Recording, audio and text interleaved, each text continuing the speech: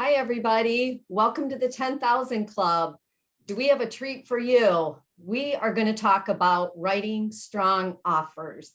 And we have the great privilege of Kim Anderson and Tracy Johnson with us. And we're going to discuss all about writing strong offers. They have been working, the deal doctors, broker support, have been working on a document that you're going to absolutely love. And it's coming out soon to help guide and teach you some of the tips and tricks on writing strong offers. So welcome, everyone. I'm super excited about today. And the other thing is, won't you all like to have that call where it says, hey, your buyer got the offer? That's a big day. So anyway, so Kim, what do we think about that? So I absolutely agree with you. There is never, not never, but one of the best phone calls you can get is, hey, Kim, your buyer won. I have had many happy over that, right? Because most agents have written, most of the time we've all written several offers. They get rejected. You have to go back and tell the bad news to your buyer and what can we do different? And we're analyzing this, right? Back and forth. And so for me, that is such an exciting time. I'm happy for my buyer because I know how hard it is to win in this market, right? Tracy, what about you? You've had some experiences like that? Yeah, for sure, for sure. Well, and I think most importantly is writing a strong offer is almost as important as what the buyer is going to offer, right? What is written on the paper, how well it's written. Are there any holes in your purchase agreement? When I'm the listing agent, I am looking and judging all of these offers by how well they're put together, how creative they are, and the kinds of tools that are, embedded into each one of those offers that put my seller in the strongest position. So, yeah. So one of the first things that I think is a very good place to start is cash. Is cash king? Sometimes it depends. Yeah. It depends on what that offer is. And, cash is really can save a lot of time, sometimes no appraisals and things like that. But there are other financing deals that can overshadow cash. Tracy, I think you've got a story. yeah, I have a story. No, but seriously, cash is great, and it can be, a wonderful tool for a seller to help them get from A to B. They can see a timeline come together really quickly. It's seamless. There's no appraisal, all those things. But sometimes, just because it's cash, sometimes the seller has time. If they're looking at these different offers, and I gave the example of just a really crazy listing that I recently had, and my little spreadsheet offer summary was 16 deep, and I had 50 offers, and it was an incredible amount of energy that went into just keep writing all the tools that were in these offers, reading them, getting them into a spreadsheet. But the neat thing is I had 50 opportunities to look at what are agents doing out there today to win. Like, I know the tools I'm using, but wow, this is cool. But you know what I learned? I didn't learn much new. There really aren't a lot of new things that are out there. And in this document that we have coming out, it's going to show you some of the new things that we've given you ideas to do. But at the end of the day, I had several cash offers. And in the end, we didn't choose cash. We had great cash offers that were all over asking. But I had other offers that were $20,000, $30,000, $40,000, $50,000, $60,000 over some of the cash offers. So what we did is we got the proof that the buyer had the money for those escalation clauses that escalated up and over the cash, to make sure that when it didn't appraise, because it didn't, and I already know because it closed yesterday, that the buyer literally did have the money. And so we verified those funds. We had the lender verify the funds were there. We got a letter from the lender verifying, not just the agent telling me, oh yeah, here it is. No, I want something from the lender. So in this case, cash didn't win. And I think in a lot of cases right now, buyers are getting money from parents. I mean, are you guys seeing where parents are bringing funds into the transaction? Absolutely. Yeah. Tracy, did you find that when you were going through those offers that the cleaner the offer, the clearer that the agents presented the offer, it made it a little bit simpler to go through them? And did that play any part in maybe making it easier for the seller to decipher what offer to go with?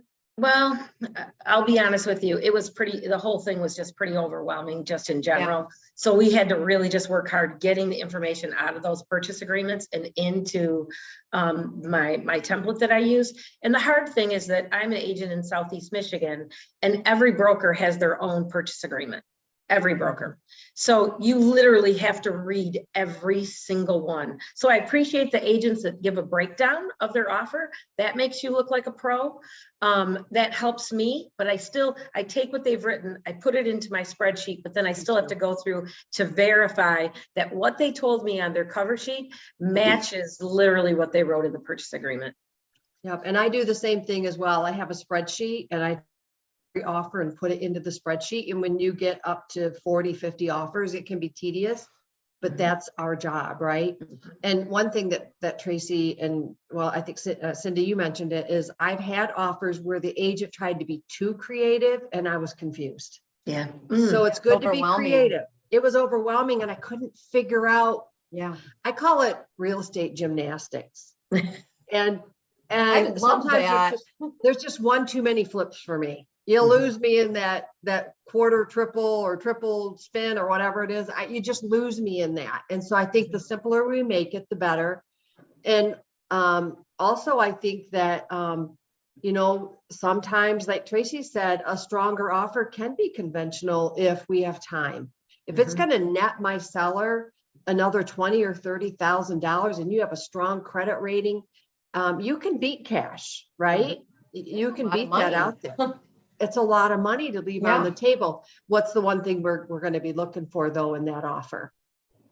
Appraisal gap, right? Because like Tracy said, it's not going to appraise. Yeah. Yeah, but you definitely can compete with cash. Yeah. I mean, you can't pull $20,000 or $30,000 out of your pocket if it's not there. But if you have the element of time to wait, then so be it. Why not? And here's what I say to my buyers is, Tracy likes to call it the backpack. I call it the toolbox. And I tell my buyers, I have a whole toolbox here. I have a lot of tools. Here's what they are. You tell me which tools you'd like to use in writing your offer. And that's really what this document is these are some of the tools. If you can find another tool that gets the job done better, quicker, more efficient, that's amazing. But we've just compiled what we're aware of. And every year it changes. Like I remember 2 years ago, it was escalation clauses.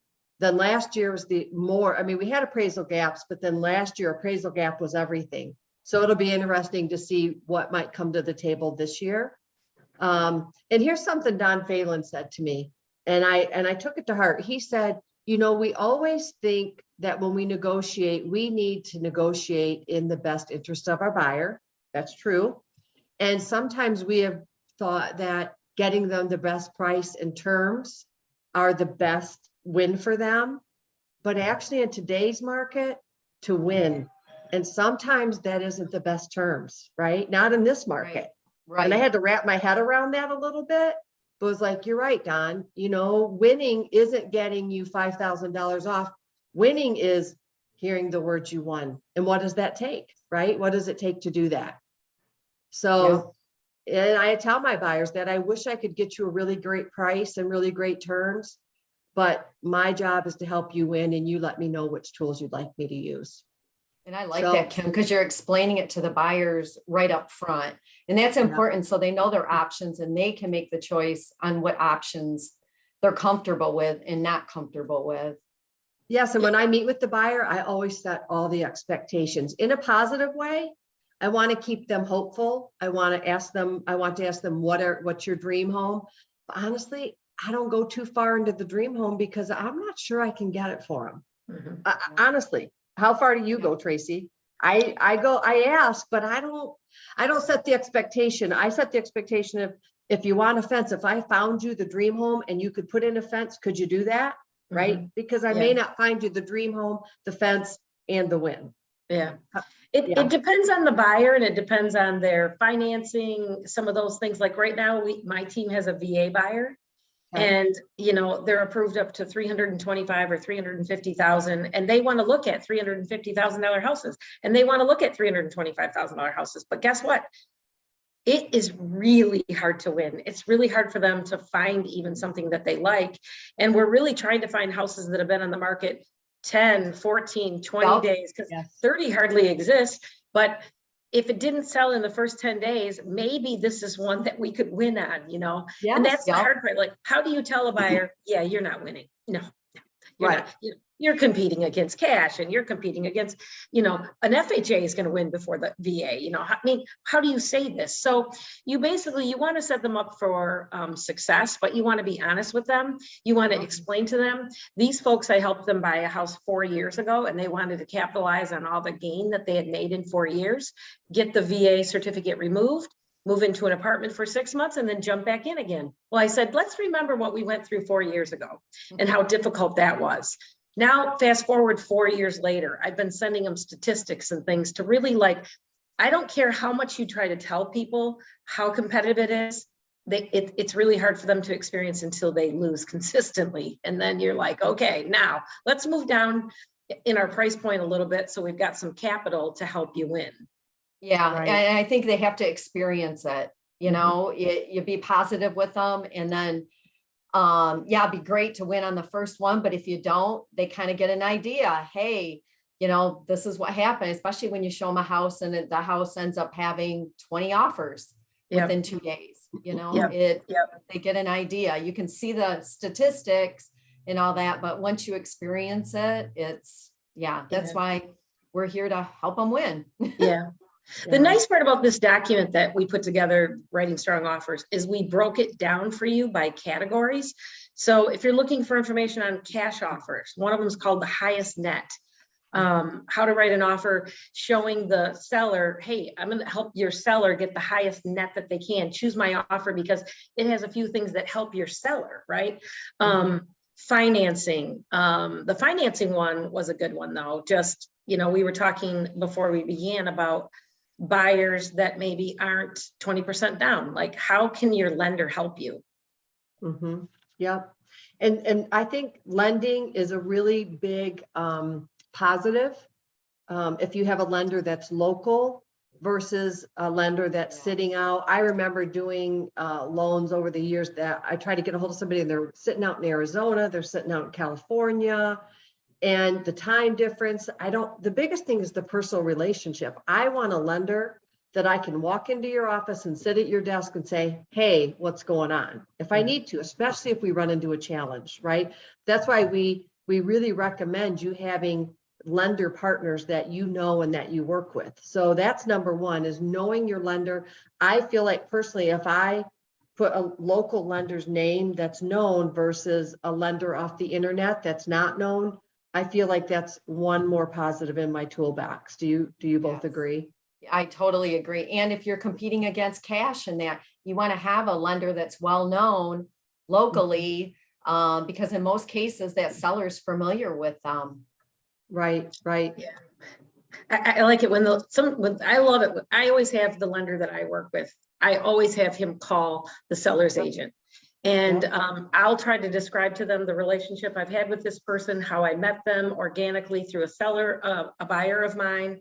And I've been working with them for years and I love him. But when he makes that call on my behalf, it makes a difference. And they remember, oh yeah, I've already talked to your lender. You're good to go there, you know. So they are your friend. Build relationships with lenders. It's why one of the things when you first onboard with us, we encourage you, meet with a title person. Understand what is title work? Why do you need it? How do they help you become a pro? In the same way, you need a really good lender because they're only as good. You write the paper, but they have to build and close the loan. Right. Yeah, because you're relying on them to follow through and everything. Sure. And on that note, I have a comment about winning, but with that said, if you can get them pre-approved versus pre-qualified, meaning everything is verified, they've already got check stubs, they've got bank statements, that's another level of being stronger, right? Because they've been, not just a credit rating has been pulled and verified income or asked about income, but verification is really important. And a story on that is last year I was in this kind of situation that Tracy talked about. The listing agent had 38 offers and gazillion showings, right? And we were one of the offers in the mix, and the home was at 275. We offered 335. We pulled out every tool we could, right? Appraisal gaps, waived inspections. By the way, if you waive inspections, we do have a pre-offer disclosure that you should have your client signing off on.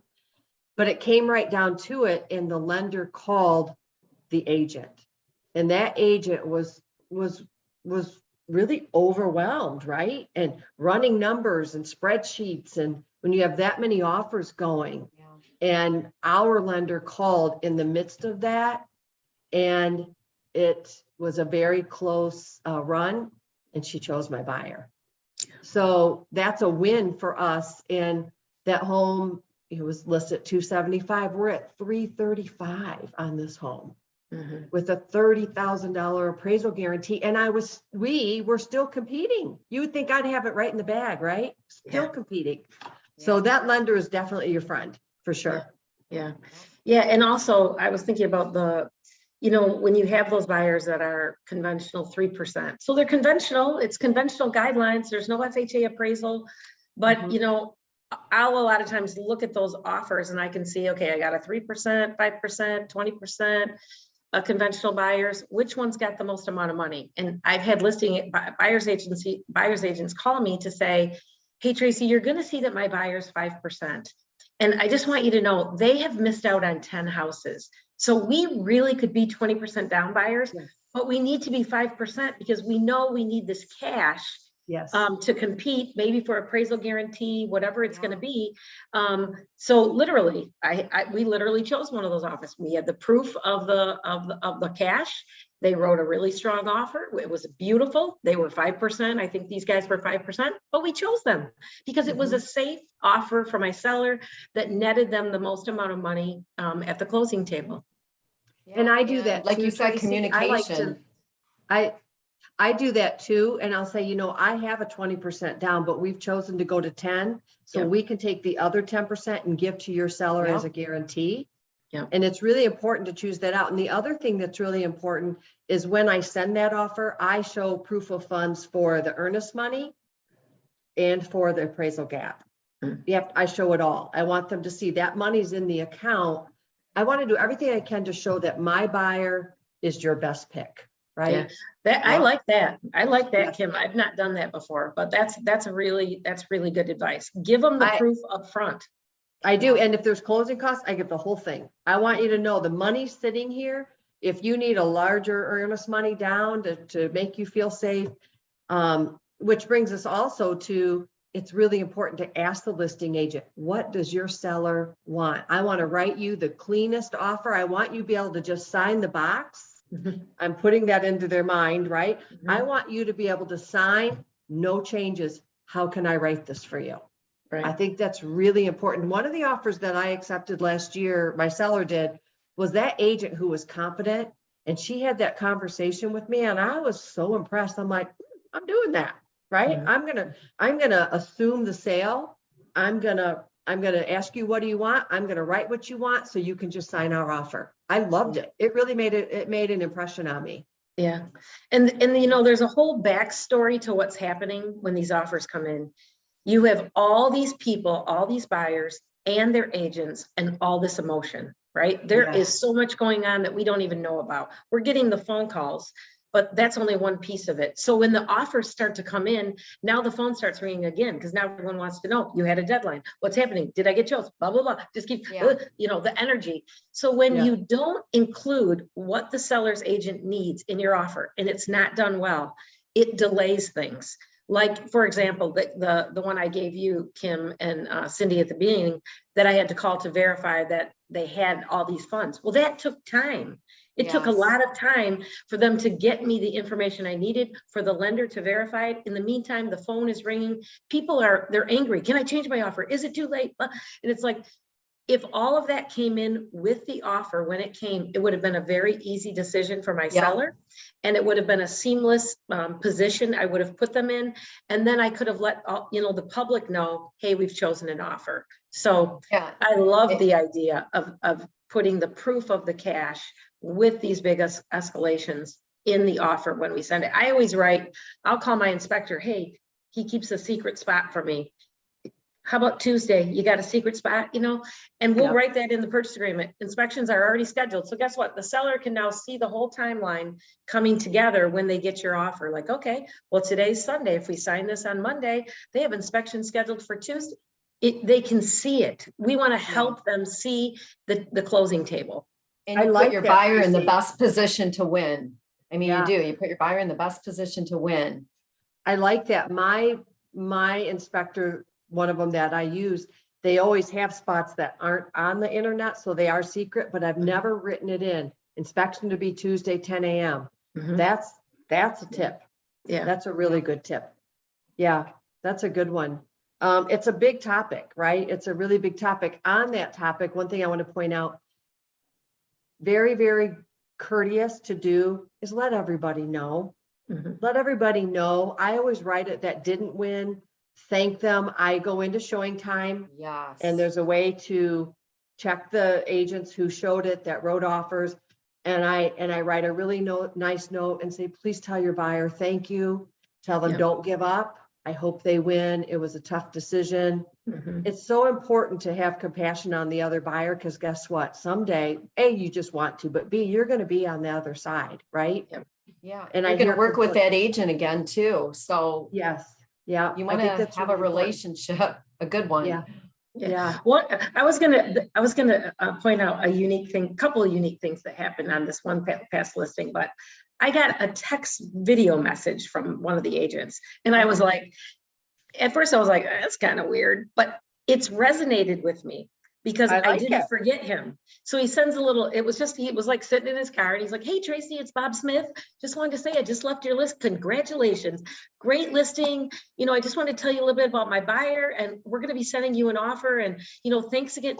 It was well crafted. It was about 45 seconds in length, but it was a standout moment, right? I mean, it was for sure. So I got a bomb video from somebody else that came via email, but he finished showing the house. He got in his car and he sent me a quick text message. So I like that. I think it's out of the box kind of thinking, and something we might see a little bit more of, you could think it's a little corny, but I think it was a standout moment because I'm talking about it right now. And that was 3 weeks ago.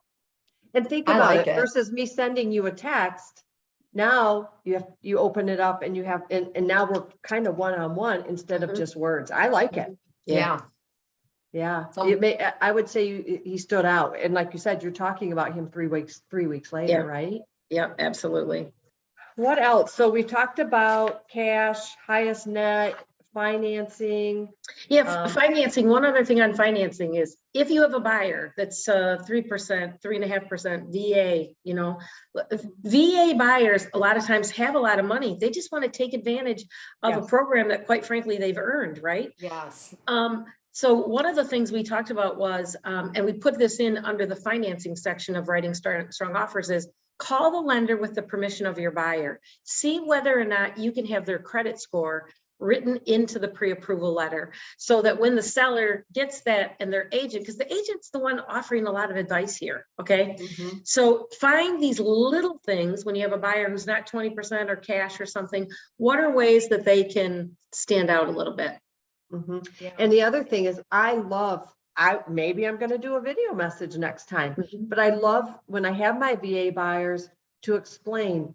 They are very well qualified. I'm sending you over the credit score, like you just mentioned. And they could finance a different way, but they would love to use the benefit that they earn serving our country always, every time. Exactly. Yeah. And I've got the other option that was listed in there, which I thought was great, is they talked about giving a bonus to the seller. If they would accept the offer, for example, $1,000 non-refundable bonus. If you have a VA buyer or an FHA, that might be a out of the box thing to do. And I like that idea. I think I like that it too. makes a Yeah. difference. A lot of creative thinking. If you put yourself on the other side and look like you're the buyer, I think it Yeah. helps us to be more creative. Always go to the other side and say, I'm the buyer. What would I do? What would I think? Sure. And I think that helps open up options too, right? Yep, yep. And sometimes you just have great competition. Sometimes there just is, but eventually your buyer will win for sure. Yeah. You know, when we talked about all the different things that have kind of changed over the last 5 years, you know, appraisal guarantees and things like that. But if we give an appraisal guarantee, say we gave, you know, a $30,000 appraisal guarantee, and we know it's not going to appraise. I mean, most of the time when we're giving advice to our buyers, we're telling them, look, guys, I'm not seeing this thing coming together at that price. So when you offer this money, you have to know you may have to give it, right? Yeah. So I like the idea that, hey, Mr. Seller, we're going to give you a $30,000 appraisal guarantee, but you know what? If it comes in 20 short, we're going to let you keep the 10, you know, Yes, and we're going to give that to absolutely. you as seller's closing costs. Yep. So that this becomes another tool, right? That a seller's agent can communicate to their seller to say, well, you know what, over here with this offer, yes, they gave you a $30,000 appraisal guarantee. But I'm kind of thinking, you know, it probably might come up 20 short, but this could be another 10 towards your county and state transfer tax, your title policy, things like that. Yeah. Yeah, absolutely. Absolutely. So, well, we're at 10:27. So any final thoughts before we wrap it up? Know that we are going to send this out to all agents, I believe, this morning or sometime today. I think Emma's going to drop it into the notes? live stream here. Okay, into the Great. note. This is a great document, and God, we want everybody to win. We want all the buyers to win. I know. Yeah, and I'll say to anybody listening, hey, if you've seen something or used something yourself that you think that we should know about too, feel free to share it with us. Because I think, you know, everybody could benefit, but maybe they won't want to. They're like, no, I can't give up my little tool, you know, My secrets. my winning strategy. But yeah. anyway, well, thank you. Thank Thank you. you, This everybody. was a great Emma. conversation, and everybody keep, you know, look out for your email, or is it going to be hooked in She said LinkedIn here? classroom. Classroom writing strong offers. Yeah. So thanks, Kim and Tracy. Yeah, it was fun. Everybody have a great day. everybody. All right. See Take ya. care. Bye. Bye.